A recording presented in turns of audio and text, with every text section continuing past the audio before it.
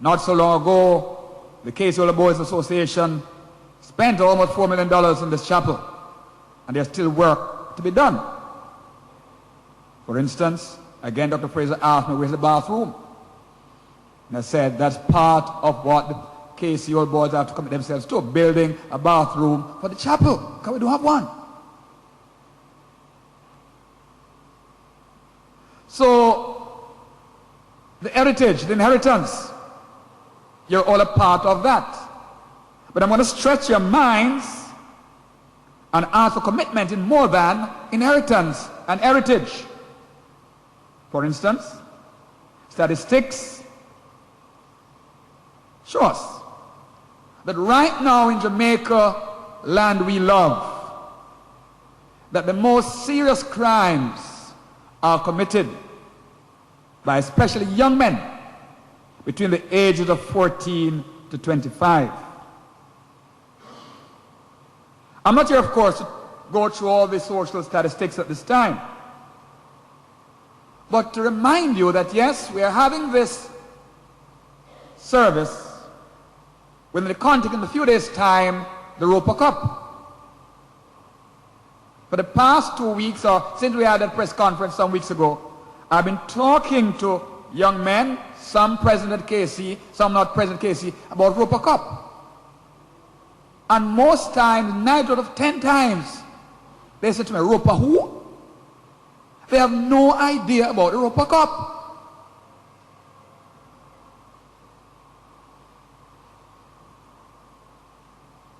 What is this saying about the job that the KC Older Boys Association have to do in speaking about the heritage?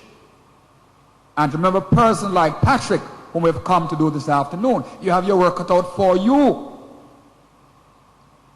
In a book written by Stephen Covey and Roger Merrill, entitled First Things First,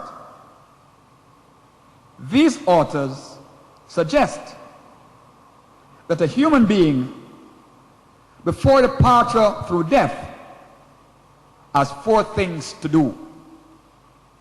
And I want to bring that to our attention this afternoon.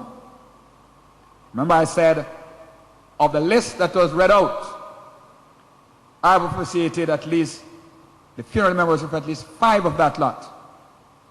Now Covey and Merrill tells us that a human being has 4 things to do before the departure: to live, to love, to learn, and to leave a legacy.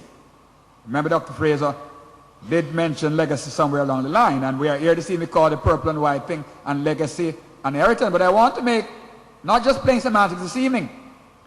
And as I go through, I want to focus on 2 words: inheritance and legacy.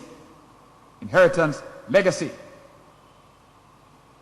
To live, to love, to learn, to leave a legacy.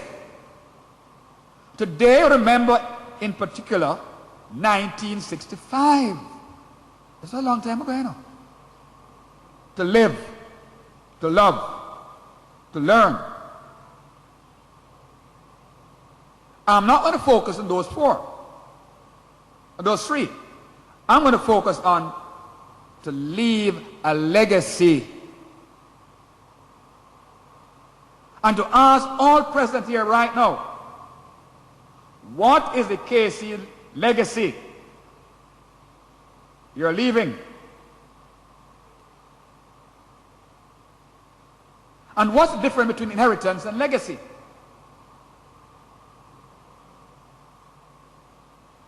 Are you leaving both an inheritance and a legacy? Or are you leaving one or none at all? Someday in the future, persons will gather here in KC Chapel or somewhere else, just like how we have gathered today to remember Patrick. What will they say of us? Did we leave any inheritance? Did we leave any legacy? Again, Psalm 16 verse 6. And I'm repeating these so that you can go home and read them. For instance, there's a plug across there to one that to mention, Collie Smith. And Psalm 16:6 says again, the boundary lines have fallen for me in pleasant places. Surely I have a delightful inheritance. Now, an inheritance in the first place is what we have received. Then in turn, we give it to others. You leave it on your will. Remember the prodigal son? He wanted his inheritance before he died, or his old man died. So he said, give me my inheritance. He got it. He took it. And then he blew it. But what did he do after he blew it? He said, I'll arise and go to my father and say, Father, I have sinned, and I'm no more worthy to be called thy son. Take me as one as thy hired servant. Now remember, he'd already got his inheritance. He went home. But at home, even though he had used up his inheritance, he got a legacy that he and even his older brother, who was at home all the time, never realized that they had. All of their lives, they had not only an inheritance, they had a legacy. What was the legacy? My sermons are interactive. Now you tell me what was the legacy in that scenario. The prodigal son, he got his inheritance, he left. And he